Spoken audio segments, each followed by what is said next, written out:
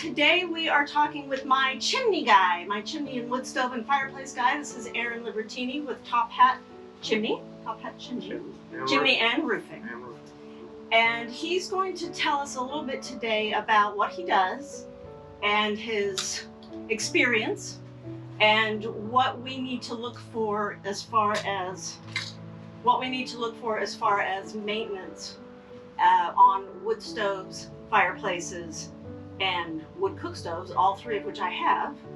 I think it's very important to maintain things instead of replace things, especially in the current economy. And Aaron is the guy that's going to tell us how to do that. So Aaron, introduce yourself and tell us what your experience is. Well, my name is Aaron, and I got into the fireplace and stove industry specifically about 10 years ago. So if somebody is moving into a house and they have a fireplace and they're so happy that they bought a house with a fireplace, they really need to get the chimney checked. They need to get it checked. Most home inspectors have no clue, and this is not me picking on them. That's just not, it's a very specialized area. I would think. Very, very few people really truly understand much about these fireplaces, and there's a lot more into them, the design, how to run them, maintenance, than most people really consider. Even engineers a lot of times don't have a clue on how to engineer them so that they will draft correctly. That's really interesting. My chief goal with this channel is to help people like myself who don't know how to do practical stuff. Right. I've always been an office worker, don't know how to do anything practical, and I'm learning through this channel and hopefully helping others learn. Let's get back to the maintenance. We're a young couple, we've bought a house, yay, we've got a fireplace, Right. That's so cool. We need to get it checked, right? Get the chimney checked by a certified licensed inspector.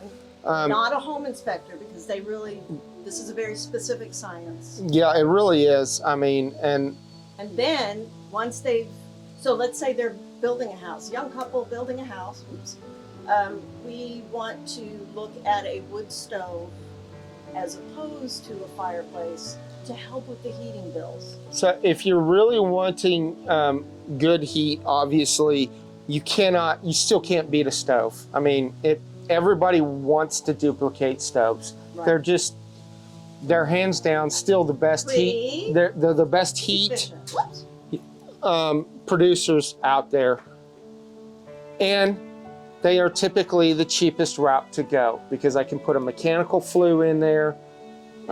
So no masonry required. So basically more cost effective all around. All the way around, Okay, so the last thing is, once you've gotten your chimney checked and you burned it for a full winter, fall or winter, how often should you have your chimney cleaned or checked to see if it needs to be? So code recommends an annual sweep and inspection.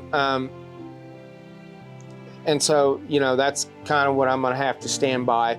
Yeah. Doesn't always need to be cleaned annually, depending on how often it's used, how efficient the unit is, what kind of wood you're burning. The problem with wet wood, and the reason that I was explaining all this in the beginning, is because fire is a chemical reaction. You take heat, you take fuel, you take oxygen, you put them all together, and you get a chemical reaction that creates fire, which produces heat and light. The energy is converted into heat and light.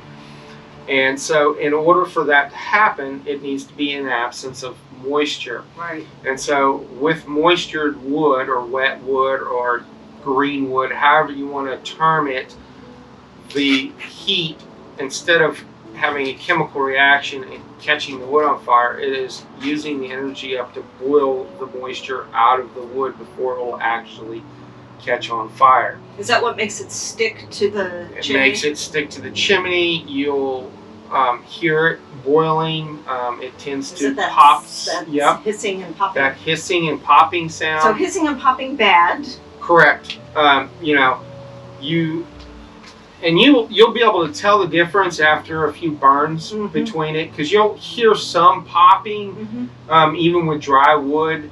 It's crackling and popping, and that's an okay sound. But if you're hearing that hissing and popping and more of explosive type popping, it's probably got some moisture in it. Gotcha. The water's boiling, it's expanding because you're turning liquid into a gas, and it really pops the wood, and you get these embers that really want to shoot out. Yes. Yeah. So on a wood stove, that doesn't really happen, but I have noticed that when the wood has any moisture at all, it soots up the window. Correct. Now, obviously, with anything, there's a range. So, on the other end of the spectrum is burning things too hot. Which I think I do, to be honest. I think because whenever I build a fire, it's roaring and it's like 85 degrees next to the stove, which is probably bad. So depending on the unit, they're rated for different temperatures. That's something that a good professional can help you with. You can look back to manufacturer specifications. Sometimes that gets a little tedious to really dive into it. How do you even know? But all the specs and stuff are there. So and each one of the units is slightly different. So if you wanted a specific unit-specific answer, I'm going to have to do what I'm telling you is go back and research the manufacturer and see what they. But how does the homeowner, fireplace owner, wood stove owner know? Okay, my fire is getting too hot. I better cool it off. Right. So stoves are obviously going to be one of the easiest things to run versus a fireplace.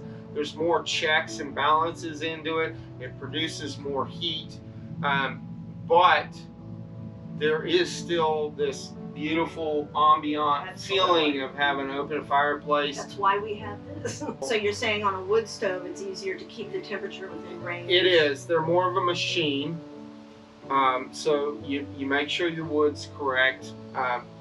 As far as the moisture goes, go buy a moisture meter. Oh, okay. Go buy a moisture meter. Where do you find a moisture meter? Lowe's and Home Depot will typically sell one in season. Most of your hearth stove appliance places will. Amazon, you can go on Amazon. What do you do? How does that work? So there's a couple different types of moisture meters, and for the average home user, a pretty cheap one will work. Yeah. You don't need a nice expensive one. So the middle of the house tends to be the best place for a number of reasons. Number one, that also tends to be the peak of your roof. So your flue is typically a higher elevation, which really helps a lot with draft. The house envelope is usually the highest in that area.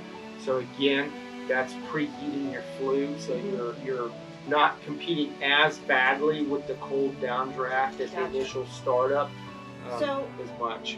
Thanks to Aaron, our house last winter, I barely had the heat on at all. That little tiny wood stove in the middle of the house heated 2,700 square feet. And I'm talking an old house, so nooks and crannies and very small rooms, and still it heated. Yeah. And I don't think we even used the return air to circulate it like we should have. We didn't think of it. Yeah. Now it'll be even the better. return air is probably gold on trying to get the heat circulated.